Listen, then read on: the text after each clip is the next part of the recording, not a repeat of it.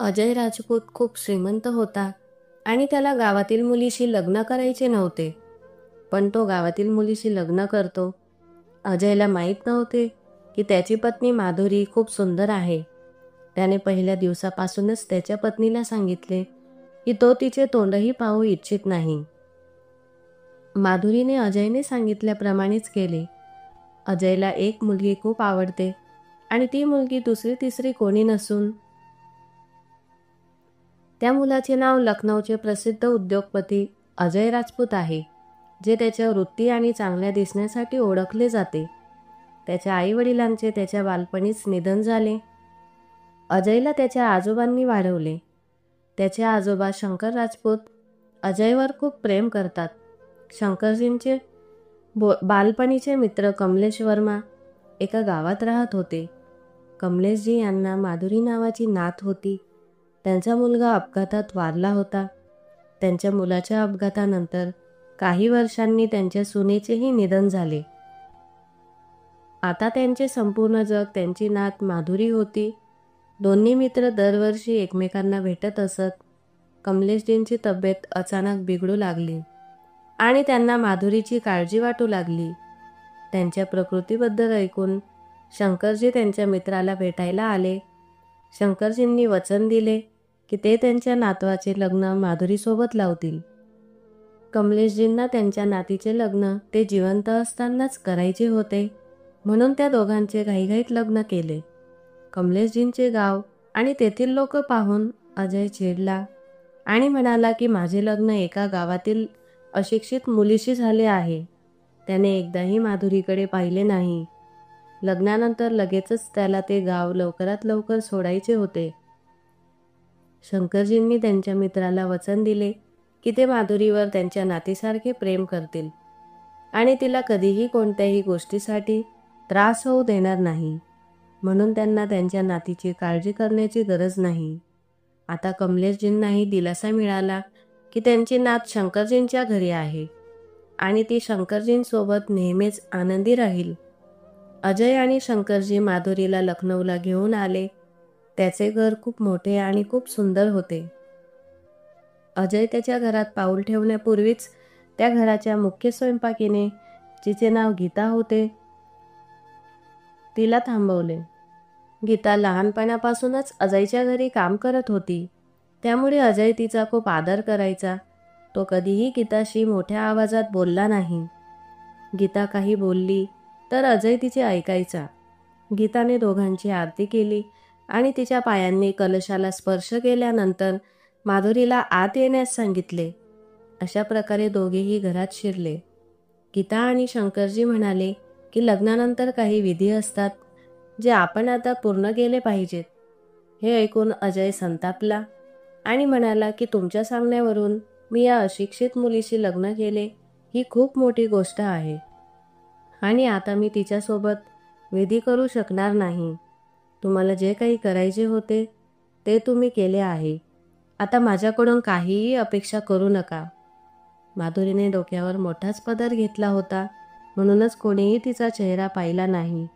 जेव्हा शंकरजींनी गीताला सांगून माधुरीला अजयच्या खोलीत घेऊन जाण्यास सांगितले, तेव्हा त्याने गीताला तिथेच थांबवले आणि म्हटले की या मुलीने माझ्या खोलीत येऊ नये आणि तिला सांगून द्या की मला तिचा चेहराही दाखवू नये. शक्य असल्यास तिने कधीही माझ्यासमोर येऊ नये. हे सर्व ऐकून तिला धक्काच बसला आणि तिच्या डोळ्यात पाणी आले. अजयने त्याच्या वधूला तिच्याकडे न पाहता त्याच्या खोलीत येऊ दिले नाही. माधुरीला तिची चूक काय आहे हे समजत नव्हते. तिचा असा अपमान झालेला पाहून शंकरजींना खूप वाईट वाटले. त्यांना तिला त्यांच्या घरची सून बनवून सन्माननीय जीवन द्यायचे होते, पण इथे उलट घडले. तिला पाहून शंकरजी खूप दुःखी झाले आणि म्हणाले, बेटा, मला माफ कर. मला माहीत नव्हते की तो तुझ्याशी कसे वागेल. माधुरी आपले अश्रू पुसत म्हणाली, आजोबा, कृपया असे बोलू नका. माझे नशीबच खराब आहे. मी आधी माझे आईवडील गमावले. ज्या आजोबांनी मला वाढवले ते स्वतः खूप आजारी आहेत आणि आता हे लग्न. लहानपणापासूनच माझ्या आयुष्यात इतके त्रास का आहेत हे मला समजत नाही. मला माहीत नाही की मी माझ्या मागच्या जन्मात असे कोणते पाप केले होते ज्याची शिक्षा देव मला याच जन्मात देत आहे. हे ऐकून ती पुढे काहीही बोलू शकली नाही. शंकरजींनी गीताला त्यांची खोली दाखवायला सांगितले. गीता तिला तिच्या खोलीत घेऊन जाते आणि म्हणते, सुनबाई, अजय वाईट मुलगा नाही. त्याला हे लग्न करायचे नव्हते. मी तुझे सामान पाठवते. थोडे फ्रेश हो, तोपर्यंत मी तुझ्यासाठी काही खाण्यापिण्याची व्यवस्था करते. माधुरी फ्रेश होऊन येईपर्यंत गीता तिच्या खोलीत तिच्यासाठी जेवण घेऊन येते. तिला पाहून गीता खूप आनंदी होते आणि म्हणते, अरे वा सुनबाई, तू खूप सुंदर आहेस. अजयने तुला पाहिले नाही, पण जर त्याने तुला पाहिले असते तर तो तुला स्वतःपासून दूर ठेवू शकला नसता. चल, जेवण करूया. माधुरी हळू आवाजात म्हणाली की मी नंतर जेवते. गीता म्हणाली की हे तुझ्या आजोबांचा आदेश आहे, म्हणून लवकर जेवण कर. मलाही झोप येत आहे. माधुरी स्वतःमुळे कोणालाही त्रास देऊ इच्छित नव्हती, म्हणून तिने जेवण केले.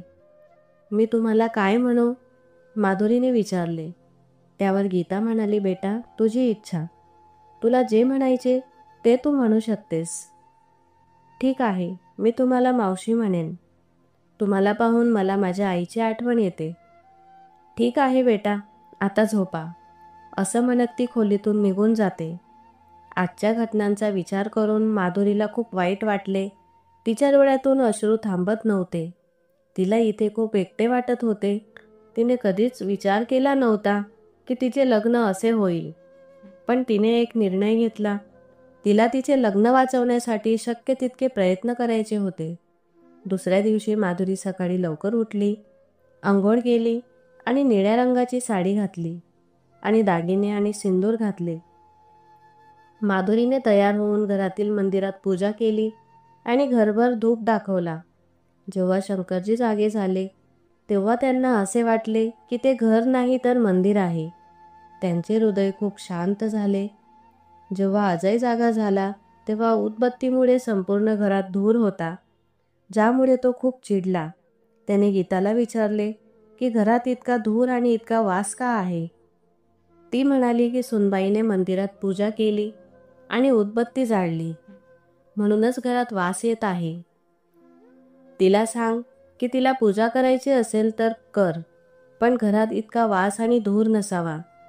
असे म्हणत तो त्याच्या खोलीत गेला.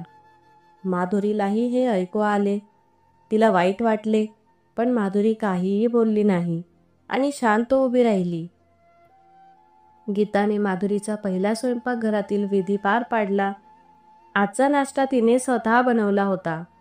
ऑफिसला जाण्यासाठी तयार होऊन अजय खाली आला आणि सर्वजण नाश्ता करायला बसले. माधुरीला अजय समोर येण्यास मनाई होती, म्हणूनच तो आणि शंकरजींनी नाश्ता सुरू केला. नाश्ता करताना तो नाश्ता बनवणाऱ्या व्यक्तीचे कौतुक करत राहिला, कारण त्याने आजपर्यंत इतका चांगला नाश्ता कधीच केला नव्हता. शंकरजींनी गीताला नकार दिला आणि इशारा केला की त्यांनी त्याला काहीही सांगू नये. अजय म्हणाला की तिला सांग की आजपासून तिने दररोज नाश्ता आणि दुपारचे जेवण बनवावे. जेवायला मज्जा आली. असे म्हणत तो ऑफिसला निघून गेला. त्याला पाहून शंकरजी आणि गीता हसायला लागले. माधुरीलाही आनंद झाला. अचानक शंकरजींना फोन आला आणि दुसऱ्या बाजूला असलेल्या व्यक्तीने सांगितले की तुमच्यासाठी एक वाईट बातमी आहे. हे ऐकून शंकरजींच्या चेहऱ्यावरील हास्य नाहीसे झाले. कमलेशजी यांचे निधन झाले आहे. तुम्ही सर्वजण लवकर या. शंकरजी खूप काळजीत होते. लग्नापूर्वी शंकरजींनी त्यांच्या मित्राला माधुरीची पूर्ण काळजी घेण्याचे वचन दिले होते, परंतु अजयने तिला पत्नी म्हणून स्वीकारण्यासही नकार दिला. शंकरजींचे डोळे अश्रूंनी भरू लागले. गीता आणि माधुरी शंकरजींकडे गेले आणि त्यांच्या अस्वस्थतेचे कारण विचारले. ते म्हणाले, आपल्याला गावी निघायला हवे. वाटेत शंकरजींनी अजयला कमलेशजींच्या मृत्यूबद्दल सांगितले. शंकरजींनी माधुरीला काहीही सांगितले नाही, पण तरीही तिला असे वाटत होते की एक मोठी घटना घडणार आहे. घरी गाडी थांबताच माधुरी घरात धावली. घराबाहेर खूप गर्दी होती. आजोबांना असे पाहताच ती खूप रडू लागली. म्हणूनच शंकरजींनी तिला सांत्वन दिले आणि सांगितले की तुझे दुसरे आजोबा अजूनही तुझ्यासोबत आहेत. शंकरजी यांनी कमलेशजी यांचे अंतिम संस्कार पूर्ण विधींसह केले. तिचे रडणे थांबत नव्हते. ती कोणाचीही ऐकत नव्हती. त्यामुळे तिला चक्कर आल्यासारखे वाटले. डॉक्टरांना बोलवण्यात आले आणि डॉक्टरांनी तिला इंजेक्शन दिले, ज्यामुळे ती काही वेळ झोपी गेली. सुमारे 5 तासांनंतर माधुरी शुद्धीवर आली आणि पुन्हा रडू लागली. आता तिला काय करावे हे समजत नव्हते. संपूर्ण जगात तिच्याशी बोलण्यासाठी फक्त तिचे आजोबाच होते, पण आता तेही तिला सोडून गेले होते. शंकरजींनी तिला घरी परत आणले. आता माधुरी खूप शांत राहू लागली. ती ना शंकरजींशी बोलली ना गीताशी. ती दिवसभर तिच्या विचारांमध्ये गढून राहिली. तिला असे पाहून शंकरजी खूप दुःखी झाले. त्यांनी गीताला बोलावले आणि तिला माधुरीला बाहेर घेऊन जाण्यास सांगितले. गीताने तिला विचारले की तुला माझ्यासोबत यायचे आहे का? मला बाजारातून खूप गोष्टी खरेदी करायच्या आहेत. कृपया मला थोडी मदत कर. ती हळू आवाजात म्हणते की ठीक आहे, चला जाऊया.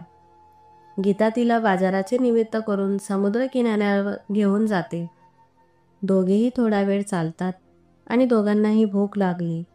गीता तिच्यासाठी काहीतरी आणायला सांगून निघून जाते. माधुरी समुद्र किनाऱ्यावर बसून इकडे तिकडे पाहते आणि काही अंतरावर एका मोठ्या ढिगाऱ्यावर एक मुलगा उभा होता.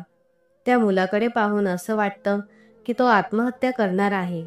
ती पटकन त्या ढिगाऱ्याकडे धावते आणि पाहते की तो मुलगा रील बनवत होता. माधुरी येताच तो ढिगाऱ्यावरून खाली येऊ लागला. ती काही वेळ तिथेच उभी राहिली. अजयने तिला न पाहताच पत्नीचा दर्जा देण्यास नकार दिला. आता तिने त्या घरात कोणत्या अधिकारावर राहावे हे तिच्या समजण्यापलीकडे होते. शंकरजींच्या सांगण्यावरून त्या घरात एक अनामिक जीवन जगणे कदाचित तिला त्रास देत असेल.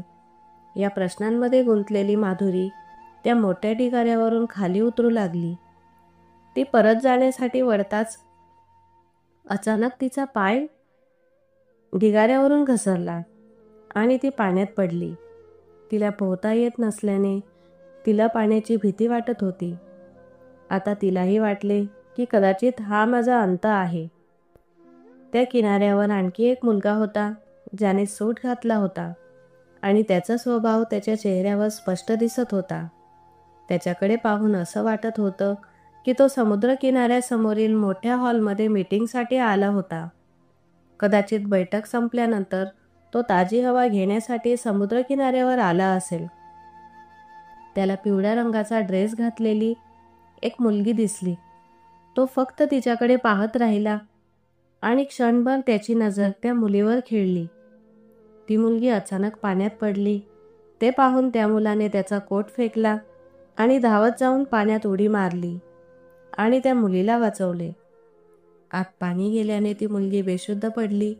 त्या मुलीला बाहेर काढले आणि थोड्या अंतरावर झोपवले आणि तिचे पोट दाबून पाणी बाहेर काढण्याचा प्रयत्न केला. त्या मुलीला पाहून त्या मुलाचे भान हरपले. ती मुलगी दुसरी तिसरी कोणी नसून माधुरी होती. तो मुलगा फक्त तिच्याकडे पाहत राहिला. ती खूप सुंदर दिसत होती. तिचे ओले केस तिच्या चेहऱ्यावर येत होते. ते पाहून तो मुलगा तिच्या चेहऱ्यावरून ओले केस काढण्यासाठी हात पुढे करतो आणि थरथरत्या हातांनी तिच्या चेहऱ्यावर पडलेले ओले केस काढतो. त्यामुळे त्याच्या हृदयाचे ठोके वाढतात. त्या समुद्र किनाऱ्यापासून हॉस्पिटल सुमारे 10 किलोमीटर अंतरावर होते. म्हणून त्या मुलाने त्याच्या एका मित्राला, जो डॉक्टर होता, समुद्र किनाऱ्यासमोरील हॉटेलमध्ये बोलावले आणि त्याला सर्व काही सांगितले. मुलाने खोली बुक केली आणि महिला कर्मचाऱ्यांच्या मदतीने तिचे कपडे बदलले, जेणेकरून तिचा ताप वाढू नये. इतक्यात डॉक्टरही तिथे आले आणि त्यांनी तिच्या जखमांवर मलमपट्टी केली आणि तिचा ताप कमी व्हावा म्हणून तिला इंजेक्शन दिले. त्या मुलाच्या मित्राने त्याला मुलीच्या डोक्यावर ओली पट्टी बांधायला सांगितली, जेणेकरून तिचा ताप लवकर कमी होईल. त्या मुलाने कर्मचाऱ्यांकडे तिच्यासाठी औषधी मागितली आणि त्याच्या मित्राला बाहेर सोडले. माधुरीची कंपनी त्या मुलाला दिलासा देत होती. रात्रभर त्याने तिच्यावर ओली पट्टी लावली, ज्यामुळे तिचा ताप कमी झाला. माधुरीचा ताप उतरल्यानंतर तो मुलगाही खोलीत सोफ्यावर बसून झोपून गेला. जेव्हा सकाळ झाली तेव्हा ती शुद्धीवर आली आणि तिने पाहिले की ती एका हॉटेलच्या खोलीत आहे. सुरुवातीला ती खूप घाबरली, पण विचार करता करता तिला एक अस्पष्ट आठवण आली की त्या मुलाने तिला खूप मदत केली होती. माधुरीला त्या मुलाचे आभार मानायचे होते. म्हणूनच जेव्हा तिने आजूबाजूला पाहिले तेव्हा तिची नजर त्या खोलीतील सोफ्यावर पडली, जिथे तो मुलगा बसून झोपला होता. त्या मुलाचा चेहरा दुसऱ्या बाजूला होता, म्हणूनच तिला त्याचा चेहरा दिसत नव्हता. ती बेडवरून उठून त्या मुलाजवळ जाताच त्याला पाहून तिला धक्काच बसला, कारण तो दुसरा तिसरा कोणी नसून अजय होता. त्याला पाहताच ती घाबरली, पण तिला दिलासा मिळाला की काल रात्री ज्या व्यक्तीने तिला मदत केली होती तो दुसरा कोणी नसून तिचा पती होता. तिला अजयला तोंड दाखवायचे नव्हते, म्हणूनच तिने एक चिठ्ठी घेतली, ती लिहून ठेवली आणि बेडजवळील कपाटावर ठेवली. तिने कपडे बदलले आणि ती घरी निघून गेली. दुसरीकडे जेव्हा गीताला समुद्रकिनाऱ्यावर माधुरी सापडली नाही, ज्यामुळे ती खूप अस्वस्थ झाली, शेवटी गीताने शंकरजींना ती बेपत्ता झाल्याबद्दल सांगितले. शंकरजींनी घाबरून माधुरीचा फोटो त्यांच्या आयुक्त मित्राला पाठवला आणि तिला शोधण्यास सांगितले. जेव्हा ती घरी आली तेव्हा शंकरजी आणि गीता यांना दिलासा मिळाला आणि त्यांनी तिला विचारले की ती काल कुठे गेली होती, ज्याच्या उत्तरात तिने त्यांना काल घडलेल्या सर्व गोष्टी सांगितल्या. शंकरजी म्हणाले की तू बरोबर केलेस बेटा, त्याला न सांगता निघून आलीस. त्याला तुझे सौंदर्य नव्हे तर तुझे गुण आवडायला हवे होते. दुसरीकडे अजय जागा होताच त्याने माधुरीला शोधले, पण ती तिथे नव्हती. अजयने पाहिले की त्याला बेडजवळ एक चिठ्ठी सापडली, ज्यामध्ये लिहिले होते, मला मदत केल्याबद्दल खूप खूप धन्यवाद. तुमचा हा उपकार मी कधीही विसरणार नाही. तो खूप दुःखी झाला. त्याला तिचे असे निघून जाणे आवडले नाही. अजयला तिच्याकडे एक वेगळाच कल जाणवत होता. आता त्याला तिला पुन्हा एकदा भेटायचे होते. अजयने त्याच्या सहाय्यकाला फोन करून काल रात्रीची मुलगी शोधण्यास सांगितले आणि तो त्याच्या घरी निघून गेला. घरात प्रवेश करताच त्याला घरात उदबत्तीचा तोच वास जाणवला, जो सकाळी माधुरी त्याच्या घरी आल्यानंतर येतो. तो चेहऱ्यावर हास्य घेऊन त्याच्या खोलीत गेला. अजय आणि माधुरीचे लग्न होऊन 5 महिने झाले होते. त्याला खात्री होती की ती घरात ठीक आहे. या 5 महिन्यात त्याला माधुरीच्या हाताचे जेवण खाण्याची सवय झाली होती. जरी ती आजारी असली तरी ती त्याच्यासाठी नक्कीच जेवण बनवायची आणि घरातील संपूर्ण वातावरण पाहून अजयला तिची उपस्थिती जाणवत होती. दोघांमध्ये एक वेगळ्याच प्रकारचे नाते निर्माण झाले होते. काही दिवसांनी अजयची आत्या अनामिका आणि तिचा मुलगा दीपक सोबत घरी आली. वडिलांचे पाय स्पर्श करत अनामिका म्हणाली, बाबा, तुम्ही माझ्या मुलाचे लग्न कोणत्या ग्रामीण अशिक्षित मुलीशी लावले आहे? हसत हसत शंकरजी म्हणाले, माधुरी खूप छान मुलगी आहे. जेव्हा तू तिला एकदा भेटशील तेव्हा तू स्वतः म्हणशील की तुम्ही अजयसाठी सर्वोत्तम मुलगी निवडली आहे. शंकरजी माधुरीला हाक मारतात. ती स्वयंपाकघरातून हात पुसत बाहेर येते. तिला पाहून अनामिकाही भान हरपते आणि मनात म्हणते किती सुंदर मुलगी आहे ती. माधुरीने आज साडी घातली होती, म्हणूनच तिने पदर डोक्यावर ठेवला होता आणि अनामिकाच्या पायाला स्पर्श केला. अनामिकाचा मुलगा दीपक माधुरीकडे कामुक नजरेने पाहत होता. तिला दीपकने तिच्याकडे असे पाहणे जराही आवडले नाही. अनामिका म्हणते, आनंदी राहा. तसे मला ते अजिबात आवडले नाही की माझ्या अजयचे तुझ्यासारख्या अशिक्षित पत्नीशी लग्न झाले आहे.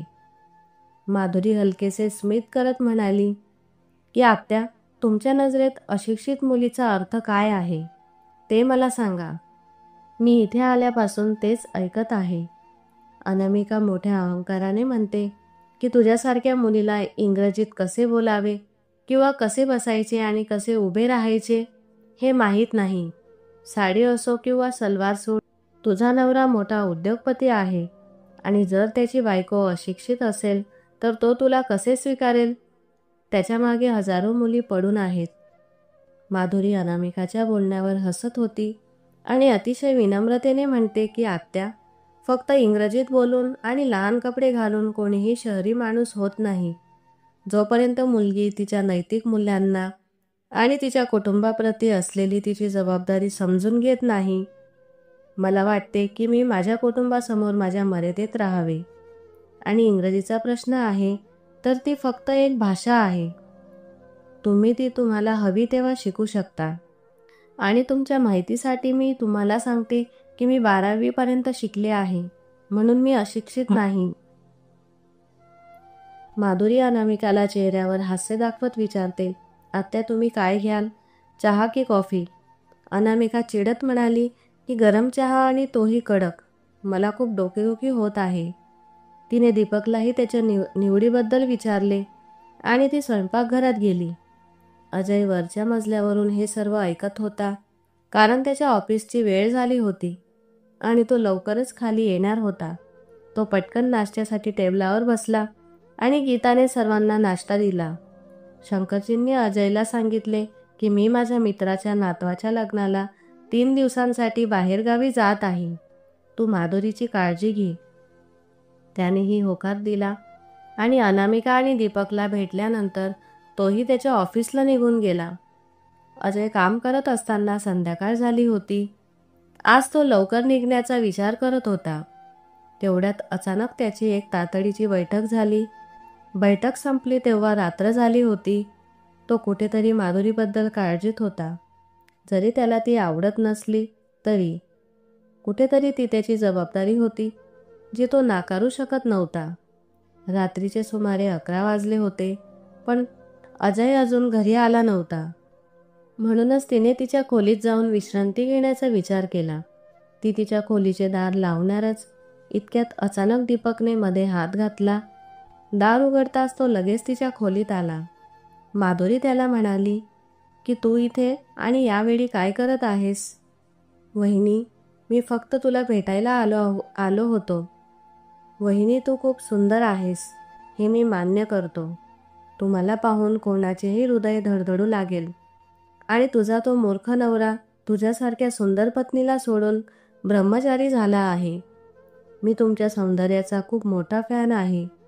असे म्हणत तो माधुरीचे खांदे धरून तिच्याकडे येऊ लागला. आता ती त्याच्या तावडीतून सुटण्यासाठी धडपडू लागली, पण ती स्वतःला सोडवू शकली नाही. दरम्यान त्याने तिला जबरदस्ती करायला सुरुवात केली. दीपकने माधुरीला खूप वाईट पद्धतीने धरले होते. तिच्या डोळ्यातून अश्रू वाहत होते. ती खोलीच्या भिंतीला दाबली गेली होती आणि परत जाण्याचा कोणताही मार्ग नव्हता. ती देवाला प्रार्थना करू लागली की तिला या राक्षसापासून मुक्तता मिळावी. तिच्याजवळ एक टेबल होता ज्यावर एक फुलदाणी ठेवली होती. तिने फुलदाणी हातात घेतली आणि दीपकच्या डोक्यावर मारली, ज्यामुळे त्याची पकड सैल झाली. तिने तिच्या खोलीचा दरवाजा उघडला आणि ती घराबाहेर पडली. धावत असताना ती एका पुरुषाशी धडकली. जेव्हा माधुरीने उभे राहून त्या माणसाकडे पाहिले तेव्हा तो दुसरा तिसरा कोणी नसून तिचा नवरा अजय होता. त्याने विचारले, काय झालं माधुरी? सगळं ठीक आहे ना? तू घरातून असं का पळून जात होतीस? ती सांगणार इतक्यात अनामिका पटकन आली आणि तिने विषय बदलला. तिने माधुरीला दोष दिला आणि म्हणाली, ही मुलगी माझ्या मुलाची चेष्टा करण्याचा प्रयत्न करत होती. तुला माहिती आहे माझा दीपक किती साधा आहे आणि ही मुलगी बघ जी तुला पाहून कदाचित असहाय्य असल्याचे नाटक करत आहे. माधुरी रडत रडत नकार देत राहिली. मी असे काहीही केले नाही. कृपया माझ्यावर विश्वास ठेवा. दीपक भाऊ माझ्याशी गैरवर्तन करत होता आणि स्वतःला वाचवण्यासाठी मी त्याच्या डोक्यावर फुलदाणी मारली आणि तिथून पळून गेली. आत्या म्हणाल्या, थांब, पुरे झाले. माझ्या मुलाला दोष देणे थांबव, नाहीतर माझ्यापेक्षा वाईट कोणीही होणार नाही. मग अजय ओरडतो आणि म्हणतो, गप्प बस आत्या. मला माहीत आहे ती कशी मुलगी आहे. तू मला सांगण्याची गरज नाही. तू तिच्यावर एवढ्या मोठ्या गोष्टीचा आरोप करत आहेस. तू तुझ्या मुलाला त्याच्या चुकीबद्दल थाप मारायला हवी होतीस. पण नाही, तू तिला दोष देत आहे. असो, ठीक आहे. तुम्ही जे करायला हवे होते ते मी करेन. अजय दीपकला ओढतो आणि त्याला थप्पड मारतो आणि म्हणतो की तू आणि दीपक आताच हे घर सोडून निघून जा. नाहीतर. त्याची आत्या म्हणाली, तू तुझ्या आत्याशी असे बोलत आहेस आणि तेही त्या नालायक मुलीसाठी. आता पुरे झाले. आता मी या घरात कधीही पाऊल ठेवणार नाही. चल दीपक. अजय दीपकला थांबायला सांगतो आणि माधुरीला सांगतो की तू त्याला हवी ती शिक्षा देऊ शकतेस. ती एकदा अजयकडे पाहते आणि दीपकला एक थाप मारते आणि म्हणते की मी तुझी वहिनी आहे आणि तू तुझ्या वहिनीकडे घाणेरड्या नजरेने पाहिलेस. दीपक आणि अनामिका रागाने घराबाहेर पडतात. गीता पटकन येते आणि माधुरीची काळजी घेते आणि तिला खोलीत घेऊन जाणार इतक्यात अजय गीताला थांबवतो आणि तो माधुरीला त्याच्या खोलीत घेऊन जातो. पण ती खोलीत जाण्यास घाबरत होती. हे पाहून अजयने तिला आपल्या मांडीवर घेतले आणि बेडवर झोपवले. अजयने प्रथमोपचार किट आणली आणि तिच्या शेजारी बसला आणि तिच्या जखमांवर मलम लावू लागला. औषध लावल्यानंतर त्याने तिला सांगितले की मी तुला एक गोष्ट सांगू इच्छितो. मला सांग, कॉलेजमध्ये असताना मला एक मुलगी खूप आवडायची. मी तिला व्हॅलेंटाईन डेला प्रपोजही केले होते आणि तिनेही होकार दिला. हळूहळू काळानुसार आमचे प्रेम वाढत गेले. आमच्या कॉलेजचे शेवटचे वर्ष होते आणि परीक्षा जवळ आल्या होत्या, म्हणूनच आम्ही एकमेकांना फार क्वचितच भेटू लागलो. परीक्षा संपल्यानंतर एके दिवशी मी तिला आश्चर्यचकित करण्यासाठी तिच्या घरी गेलो. बाहेरून कुलूप होते, म्हणून मला वाटले की कदाचित ती घरी नसेल. मी तिला फोन केला आणि घरातून फोन वाजत असल्याचे आढळले. क्षणभर मला काहीही समजले नाही, पण मी स्वतःवर नियंत्रण ठेवले आणि त्या घराजवळील खिडकीतून डोकावण्याचा प्रयत्न केला. मी पाहिले की ती मुलगी दुसऱ्यासोबत त्या खोलीत होती. हे पाहून माझे मन काम करणे थांबले आणि मग मी निश्चय केला की आतापासून तो कोणत्याही मुलीवर विश्वास ठेवणार नाही. अजय पुढे म्हणाला, जेव्हा तुझे आणि माझे लग्न झाले तेव्हा मला वाटले की तू माझ्या जुन्या मैत्रिणीसारखी असशील, पण तू माझा विचार बदललास. तू घरात पूजा करत होती, माझ्यासाठी जेवण बनवत होती, आजोबांची काळजी घेत होती. तुझी बोलण्याची पद्धतही मला आकर्षित करत होती. पण मी माझ्या भावना रागवून ठेवल्या आणि रागाचा मुखवटा घातला. मला नेहमीच वाटायचे की तुझ्याबद्दलच्या माझ्या काळजीचे कारण फक्त तुझी माझ्यावरील जबाबदारी आहे. पण याच जबाबदारीने मला तुझ्याजवळ आणले. कदाचित एकमेकांचा पाठिंबा आणि जबाबदारी हाच विवाहित जीवनाचा मूळ मंत्र आहे. माधुरी, मी चूक केली आणि मला हे माहीत आहे की कदाचित मी माफीला पात्र नाही. पण तरीही जर तुला मला माफ करायचे असेल तर. तिच्या डोळ्यातून अश्रू वाहू लागले. तिला नेहमीच वाटत होते की तिचे आणि अजयचे नाते सुधारावे. अजय म्हणाला की मी आजपर्यंत केलेल्या चुकांसाठी मला माफ कर. आता आपण दोघेही आपले नाते नव्याने सुरू करू. माधुरी, तू मला साथ देशील का? ती खोडकरपणे म्हणते की जर तू मला वचन दिलेस की तू आयुष्यभर माझ्यावर प्रेम करशील. तो त्याच्या चेहऱ्यावर खोल हास्य घेऊन म्हणतो की मी आयुष्यभर तुझ्यावर खूप प्रेम करेन. दोघांचेही डोळ्यात अश्रू होते, पण आज ते अश्रू आनंदाचे होते. एवढं सगळं होऊनही माधुरीने तिचा पदर काढला नव्हता. अजय म्हणाला, मला तुला आणखी एक गोष्ट विचारायची होती. मी आता तुझा पदर काढू शकतो का? ती म्हणाली, हो. त्याने तिचा पदर उचलताच तिला पाहून तो आश्चर्यचकित झाला. माधुरी म्हणाली, काय झालं अजय? असं वाटतंय की तुम्ही मला आधी कुठेतरी पाहिलं असेल. काही वेळाने तो म्हणाला, आता मला समजले की तू त्या दिवशी अचानक तिथून का निघून गेलीस. तुला मला तुझा चेहरा दाखवायचा नव्हतास. 3 दिवसांनी आजोबा परत आले तेव्हा घरातील वातावरण पाहून त्यांना आश्चर्य वाटले. माधुरी घरात पदराशिवाय फिरत होती आणि तिच्या चेहऱ्यावर एक वेगळीच चमक दिसत होती. ते पाहून आजोबांना समजले की आता त्या दोघांमध्ये सर्व काही ठीक झाले आहे. तर मित्रांनो, मला आशा आहे की तुम्हाला आमची कथा आवडली असेल. जर तुम्हाला कथा आवडली असेल तर व्हिडिओला लाईक करा आणि शेअर करा आणि चॅनल सबस्क्राईब करा. व्हिडिओ पाहिल्याबद्दल धन्यवाद.